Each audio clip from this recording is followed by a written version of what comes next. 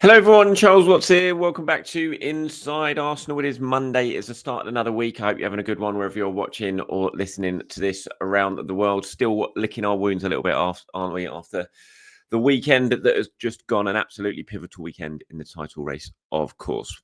Pretty much, I think all of us, even the most optimistic of Arsenal fans, can probably accept now that the title is not coming to North London this year, and it is making its way up to Anfield and to Liverpool. So we'll talk about that a little bit in the show, but I wanted to focus a lot on what I think is just an absolutely massive decision that's been rumbling on behind the scenes for a long, long time now, what feels like a long, long time anyway. And it's one that Arsenal have to get right now, and they have to do it pretty sharply, because the longer this runs on, especially with how this season could well go from now till May, they need to get a grip on it, get some stability, make sure they know what they're doing, and really start to plan towards the summer, because last summer has proven to be, a bad one, a really bad one. And Arsenal are still feeling the effects of last summer. We can all talk about January, but all the roots of Arsenal's problems really come back to getting the summer window very, very badly wrong.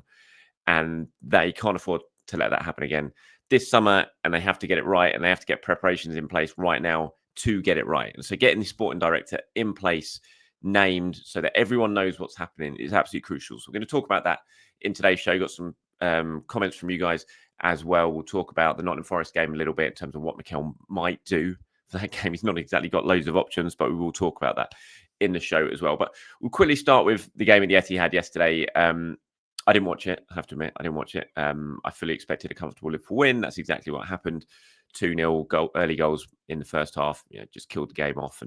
And sounds like City had a lot of the ball second half, but didn't really do too much with it. And Liverpool kept them at arm's length relatively comfortably. And, Salah, another goal, another assist. He's up to 50 goal involvements, I think, this season. Just an incredible, the best player in Europe right now. And he's just winning Liverpool league. There's absolutely no, it's very hard when you have a player performing to the standard that Salah's doing. It is very hard to keep up with them, especially when, they've got very good players elsewhere across the team. And you just got to hold your hands up. It's as frustrating as it is to be an Arsenal fan and to have to say it, because we really felt that this was a good opportunity for Arsenal this season. Liverpool have just been too good, too consistent. They've got the best player in the world, who is, literally on his way to producing the best ever individual Premier League performance in a season that a player's ever done, eclipsing the likes of Ronaldo, Thierry Henry. And that's what Mo Salah's doing this season. And it's just making them very, very hard to catch, especially when, you're like Arsenal, when you're a bit of a mess at the moment in terms of injuries. And, the whole season really it's not been much fun, has it? Arsenal haven't been great. Liverpool have, and they deservedly going to win the league this season. So there's a lot of time still to go. You look at that league table now. Arsenal, 11 points. How has that happened? 11 points behind Liverpool. Now, obviously, with a game in hand as well. Still 6 points clear of Forest in third. Forest losing to Newcastle yesterday. City stay with 44 points. I think was it 4 of the top 6 lost this weekend? Just an unbelievable weekend for Liverpool. There's still 12 games to go for Arsenal, so a lot of games still to be played. Still got the Champions League, so it's not like you can't just wash your hands of this season and give up and start and meet. And it's like, right, all focus has to be on next season. But I do think certainly behind the scenes, the sporting director stuff is absolutely crucial for Arsenal now, because you look at what Arsenal's problems are at the moment, how really badly they're struggling, how the squad has been built ahead of this season. It's proven that last summer was just disastrously wrong for Arsenal. The 2 players they chased, good players, Marino, Calafiori, good players. Were they really the priorities needed? You would say probably not. And the fact that neither of them have really had that big an impact on the season, a lot down to injuries, but even when they have played, not been the great. There's been flashes of quality, especially with Calafiori, but they've not been game changers in this squad. And the only attacking addition they made in the summer was Raheem Sterling, who's basically done absolutely nothing. And on top of that, they gave away lots of their backup attackers as well, got them out of the club and left themselves very, very short. So it's impossible not right now to look back on the summer and think, yeah, the club got that awfully wrong, whether it be Arteta, whether it be Edu, whether it be the board, all of them equally as culpable as each other. you would say probably. Although I think Arteta certainly has to take a lot of the blame for not. He did. Calafiori and Marino were two players that Arteta absolutely did want, no doubt about that. Did he need to really sort of prioritise them that early on in the window? Could you have said, okay, fine, we'll try and get them in later on in the window if needs be, but let's just put all our eggs in one basket and try and get these attackers over the board because we desperately need them. But whatever in terms of where the blame lays, now you've just got to look forward to this summer and think we can't afford for that to happen again. We absolutely can't. We've stood still this season. In fact, we've probably gone backwards this season because of the decisions we made last summer. We got it wrong as a club. If we want to compete and really go and win this Premier League title and deliver a Premier League title winning squad, which Arsenal just do not have a Premier League title squad this season because of the decisions they made last summer, then we need to make sure we're stable. We've got a clear plan heading into this window. So they need to get an appointment done with the sporting director, whether it's Jason Ito, who obviously is interim at the moment, whether it's Roberto Alabi from Sociedad, who's also a person that they're talking to, whether it's a Luis Campos at PSG, Dan Ashworth. I'm just throwing the names out there, not saying any one of these guys are at the top of the tree when it comes to Arsenal, but whoever it is, you need to make a decision, get them in, and really start planning towards the summer. I mean, Alabi is different. He's at Sociedad, so even if he made a decision now, he can't come in until the end of the season, but when his contract expires. But, you've at least then what's happening and you can start to make plans for it. You cannot afford to let what happened last summer happen again. And it's not just about signings either. We know they want a striker, whether again it be Sesko, whether they go for Ollie Watkins again, whatever. But it's also about retaining players. This season would have taken its toll a little bit on some of these players. And they've got really crucial contract renewals coming up. A lot of the really big players have got 2 years left at the end of the season. Obviously, Saka, Saliba, Gabriel, those players. And someone needs to come on, and not an interim. Someone needs to get in and get control of that situation before it gets too late. Liverpool are now in a situation, as good as Liverpool been this season, they're in a situation now where they're really struggling to keep their main players. Van Dijk, Trent, Salah, all in the final 6 months of their contracts now. We don't know if they're going to sign or not. And a lot of that goes down to when Richard Hughes left originally and he wasn't replaced for about a year. The contract situations just drifted at the club. And by the time they did bring in a sporting director, it was very hard to fix that problem because the players were then down towards the final year of their contract and they were clearly getting phone calls and messages from elsewhere saying, look, just ride it out. We're going to give you this at the end of the season. You can't afford that to happen with some of these key Arsenal players. So you've got to get someone on board. The more I think about it, the more crucial it is for next season and beyond that this sporting director, it's dragged on a long time now. Eddie left a long, long time ago. I get that you need to take your time. You need to make sure you get someone that you really want, who you think is going to fit the criteria, who's going to work well within the club. I get that. But we are approaching a time now where, Arsenal are heading towards a little bit of a crossroads when it comes to this current team and this current setup. And if you want to make sure that it continues to build, and there has been good stuff going on over the last few years, you can't say that hasn't happened. But if you want to continue to build on that and not let this season, be the start of a decline rather than a bit of an outlier, then you have to make a decision and you have to get that person in who can take control of this ship and really start to move it forward. Again, love to get your thoughts on it, or in terms of how important you think the sporting director appointment is and how crucial it is that this decision that Arsenal is taken in a very timely manner from this point. Let me know your thoughts on it and who you'd like to get in the comments below. Right, moving on to Nottingham Forest. If you're watching on YouTube, you can see this. This was the starting 11, obviously, for the game at the weekend against West Ham. It was a starting 11 we were all pretty much expecting it to be. So we had Raya in goal. There was back four of Timber, Saliba, Gabriel, Calafiori. It was Partey, Odegaard, Rice, Ranieri, Marino, and Trossard with a front three. So what do you do against Nottingham Forest? That selection led to, arguably the worst performance of the season from Arsenal. So what do you do? How can you make things a little bit differently? Do you just go again at Nottingham Forest? I don't think you can. I think a performance like that, a result like that, has to lead to some changes, to shaking things up a little bit. But then you look at it and think, well, what do you do? How do you shake things up a bit? So limited are Arsenal's options right now. Obviously, I think Lewis Skelly would have played this game against Nottingham Forest. That can't happen now because he's suspended after the red card. So Calafiori is going to stay. I think Gabriel and Saliba will stay.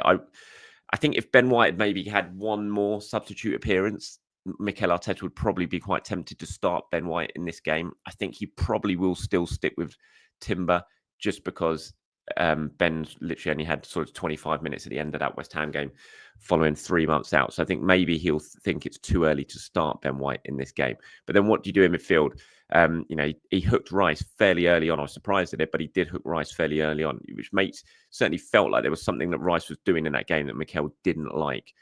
Whether it was down to his play for the goal, which I think he was, poor, no doubt about it, or anything else, I don't know. But the fact he brought him off against his former team, which sort of added to the surprise of it all, makes you think there was something that he didn't like about Rice's game in that game. So do you change it?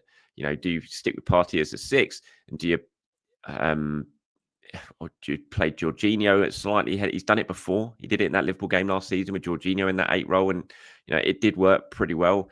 Can he still do that now? A year further on, who knows? Odegaard has been very, very poor recently. He's really, really struggling for form. He was disappointing against West Ham. Do you stick with Odegaard in that position? But then what else can you do? And this is a position. This is where Arsenal find themselves now. That's why I keep looking at it and thinking, can you continue to play this 4-3-3 system? Because the options are so limited. There's not really anyone you can bring in to change these games right now.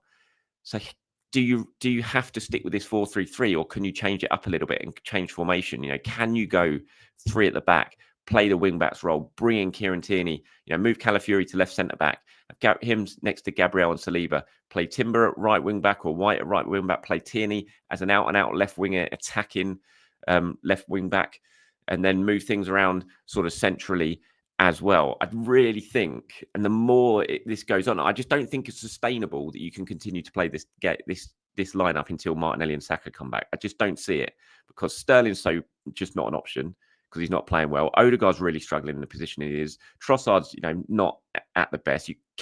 Marino is not a sustainable number 9 because he's not a number 9. Yes, it can work against Leicester off the bench, but I was always worried about what it would be like from the start, and those fears were certainly realised against West Ham when the game just completely passed him by. So can you continue to play that? I don't think you can. So I think you've got to try and do something a little bit different. And I do wonder if a switch in formation is the most sensible option right now. I don't think he'll do it, I have to admit, because it's Mikel Arteta and we know he's very, very set in his ways.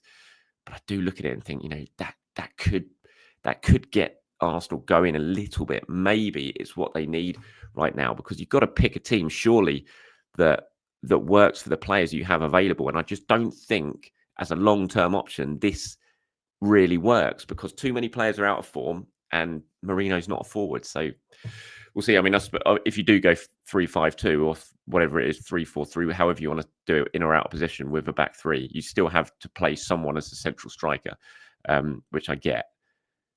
And I don't know. It's just really tough, isn't it? And it all again comes back to the summer transfer windows. The fact we're scrambling around for formations and who can play where, who can do a job where. It's just such a shame that they've managed to put themselves in this situation and leave themselves so short with their planning over the last few windows when it comes to attackers. And we said at the time, said in the summer, said in January, they're taking a massive, massive gamble. My word, it has backfired spectacularly at this point. This is what Arteta said about the Forest game. This was in sort of immediate post-match reaction after the West Ham match. He says, first, we'll have to suffer for 24 to 28 hours, feel the pain and make sure that we come back on Monday with that bite and that anger instilled in us on Wednesday on how he's going to play better with this team. He said, it's my responsibility for the team to play much, much better than it did today. We have to play much better with more quality, much more interaction. It's not good enough, and that's on me. On the impact on energy levels, says hopefully it's a positive one, because it's already very negative what the result brings and the consequences of that. So hopefully very positive, but to understand that we need to raise the level. And there's no doubt that they absolutely need to raise the level. They cannot perform like they did at the weekend against Nottingham Forest, because if they do, they'll lose, and they'll lose very, very comfortably, because this Forest team are a good team. Yes, they lost yesterday at Newcastle. They gave themselves a bit of a mountain to climb with that first half performance, but we know they're very, very strong, especially at home.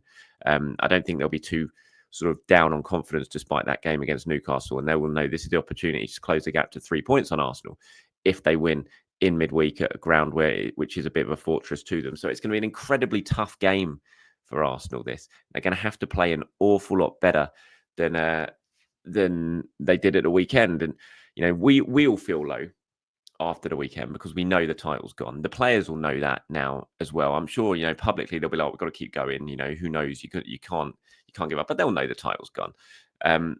And it's going to be interesting to see how their mindset over the next 2 or 3 months. Because in the Premier League, quite frankly, there's not going to be that unless they find themselves in a real battle for top 4 or top 5. Because top 5 is going to be Champions League this season, which I hope doesn't happen.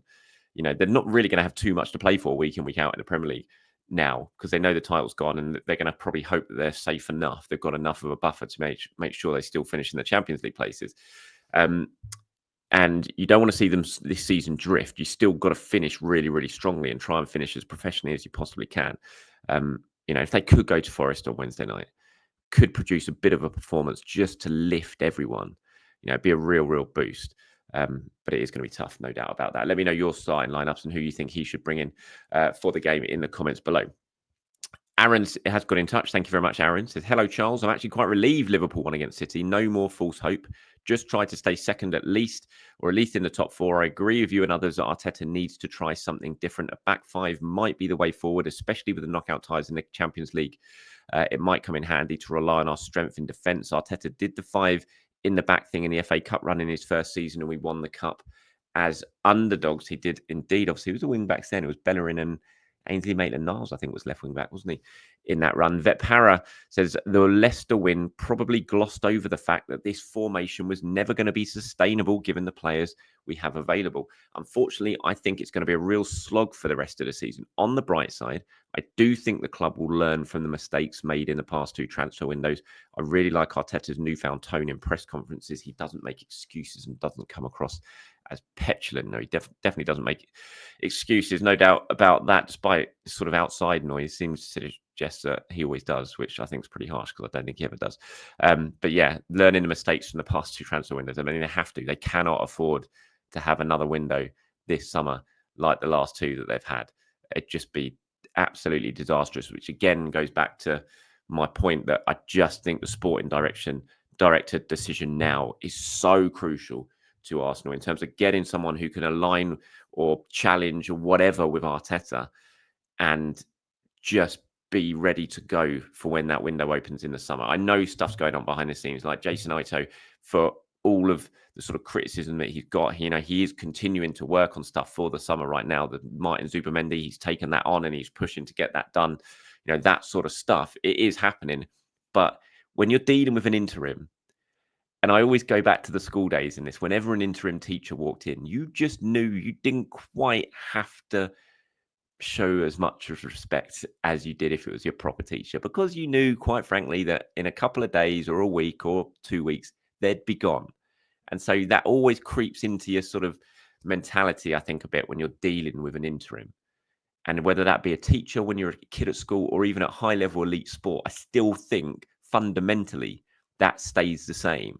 And you will just always have that little bit inside you when you're dealing with an interim. If you're an agent, if you're a player, if you're a player from an outside club about coming in, or a player at the current club about signing new contracts, when these talks are going on, you're always like, yeah, in your head, whatever, but you're not going to be here. So I'm just going to sort of nod my head, agree, but I'll wait until the proper guy comes in before we really sort of start to get serious about this. And I just think that's why Arsenal need to get made the decision made one way or the other, whether it's Ito on a permanent or whether it's someone coming in and being on board.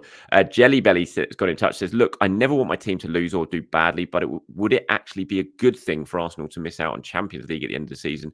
People responsible for not signing anyone with the squad in the state it was in January need to be held to account. If we finish top 4, nothing changes and those responsibles get away with poor decisions scot-free. The pressure of not having UCL then lets us rebuild the squad in the summer. We need a full rebuild. Players leaving. Jesus not good enough. Well, he's injured anyway, so that doesn't really matter. Same with Trossard, Party, Jorginho, Tierney going for nothing. 2 signings on loan leaving. Arsenal need half the squad replacing. When you look at it, Tomiyasu, Kivior, Zinchenko will need to be replaced. Arsenal need a rebuild. Would it be a good thing to miss out on Champions League? Absolutely not. You're sitting there, you're talking about Arsenal needing a rebuild. Well, you need money to have a rebuild. And if Arsenal are not in Champions League football, then that rebuild is going to be very, very difficult to do. I don't think necessarily they need a rebuild. They just need a very good summer, a solid summer where they don't muck things up. I don't think it's a massive rebuild as long as they keep the players that they've got a large chunk of the players have got right now. I don't think it's necessarily a massive rebuild. They need a bit of a refresh, but I don't think they need a rebuild. But they need to have Champions League football to be able to do that. In the world of PSR that we now live in, you cannot. It would be an awful. It would be a nightmare for Arsenal to somehow miss out on Champions League football right now in terms of what that would mean to the players we already have at the club and keeping them with contract renewals. Saliba, Saka, think they're going to stick around without Champions League football? Highly doubt it, especially in Saliba's case. So you need Champions League football and you need the finances that it brings in to be able to do the rebuild or the refresh that you're talking about there. So no, it would not be a good thing. There is no way you could ever convince me it would be a good thing for Arsenal to miss out on Champions League football. Absolutely not. And that's it from me today, everyone. Thank you very much for watching and for listening. Tomorrow morning, we've got Mikel Arteta's press conference at 9:30. So I'll do a video after that, looking at what he's had to say. And I think we'll be doing an Inside Arsenal Extra Time tomorrow afternoon as well with James. So keep your eyes peeled for that. But definitely see you in the morning after the press conference. Have a good day today. Bye-bye.